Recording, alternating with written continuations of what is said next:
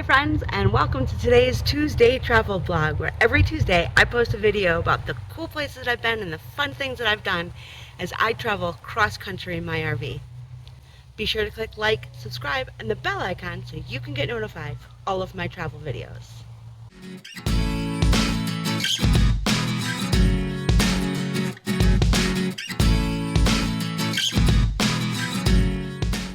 Today's Tuesday travel vlog comes to you from Tombstone, Arizona.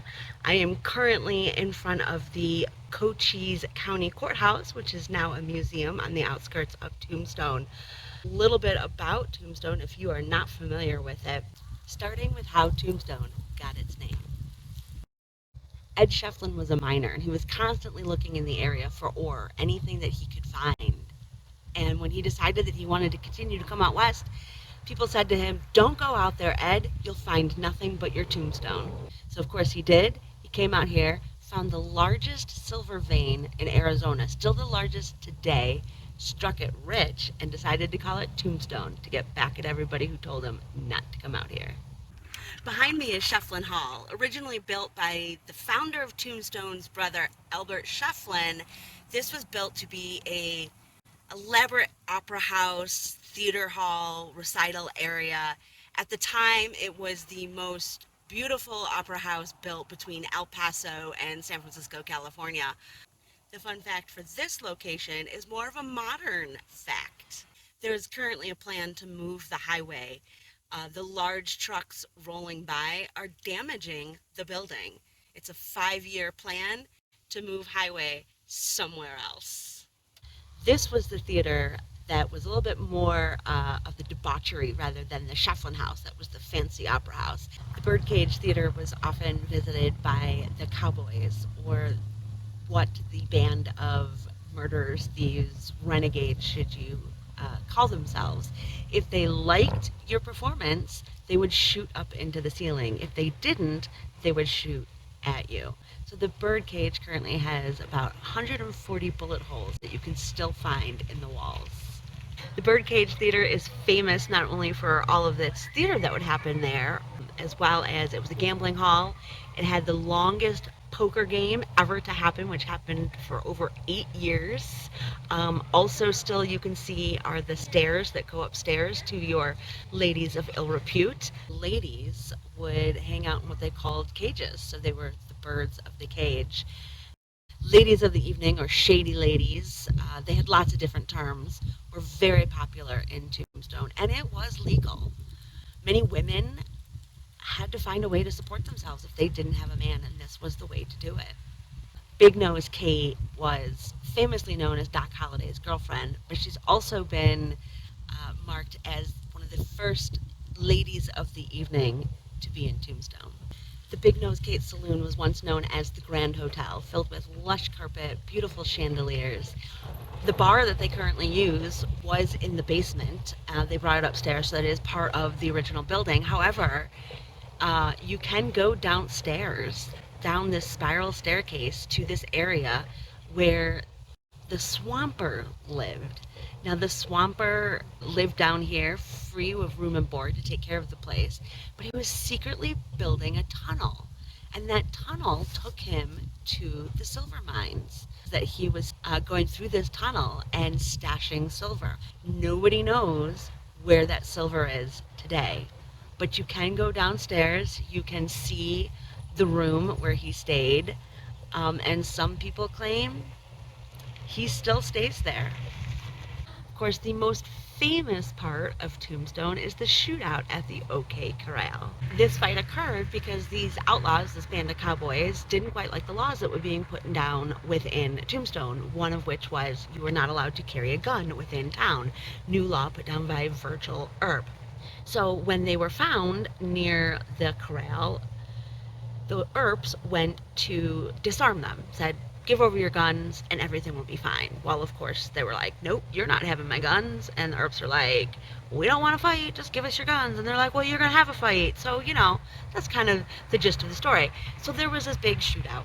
Fight at the OK Corral did not actually happen in the corral itself. It started in a lot just outside of it, in an 18 square foot lot. The shootout occurred between the Earps, so you had Wyatt Earp, Virgil, and Morgan, with Doc Holliday on their side, and they fought against some of the Cowboys. Tom McClory, Frank McClory, Ike Clanton, and then we have over on the side Billy Clanton. The two brothers were killed. Ike Clanton fled the fight, and also the poor little kid was killed as well. Morgan Earp was shot in the shoulder. Virgil was shot in the leg. Doc got a hip wound, and Wyatt walked away unscathed. So this was corroborated by a drawing that Wyatt drew out, as well as they say that Big Nose Kate, who was Doc Holliday's girlfriend, did witness the fight from her rented room, although she was never called to testify. So to get to the actual site, to actually see the spot where the fight happened, it is behind a paid admission museum. They do have a really nice animation, and they talk about the story. And the three that died, the Lowry brothers and Billy Clanton, were taken by hearse to Boothill Cemetery. Now at the site of Boothill Graveyard, which was just once known as Old Tombstone Cemetery, the West was a tough time. So while many of the deaths are natural, some are accidents, but there are a lot of murders, suicides, hangings.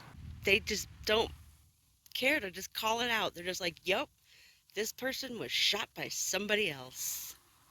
Some of the epitaphs are a little bit more cheeky. Here lies Lester Moore, 4 slugs from a 44. No less, no more.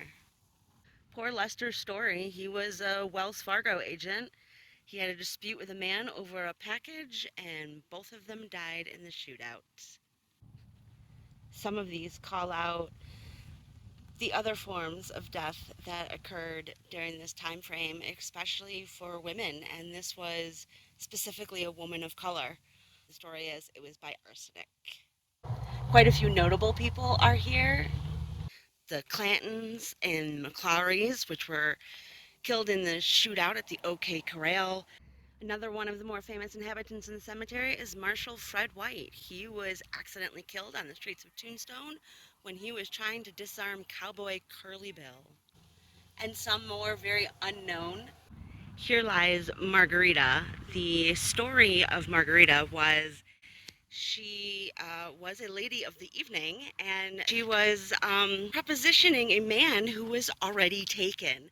The other woman learned about this and took a silver-studded stiletto and essentially carved her heart out in a fit of rage to say, hey, this is my man. Another fascinating aspect of the Boothill Cemetery is the Jewish cemetery and memorial.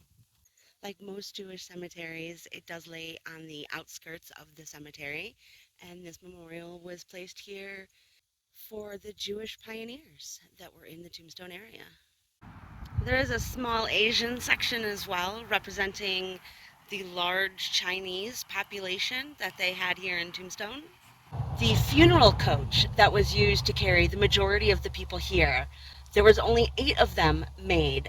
They were beautiful coaches lined with 24 karat gold, and only one of them is known to still be in existence, and that is here in Tombstone. Fact, they were made in Rochester, New York, my hometown.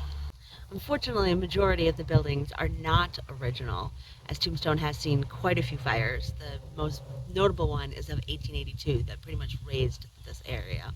So a lot of this was rebuilt in the 1930s. There's lots of shops. It quite clearly thrives on its history, and it takes pride in it. There are lots of tours you can go on, lots of buildings, lots of shops, lots of things to see. I highly recommend if anything to do with the West interests you, definitely make this part of your stop. So thanks for traveling along with me as we visit Tombstone, Arizona. Be sure to check out all my other videos, and I will see you next Tuesday.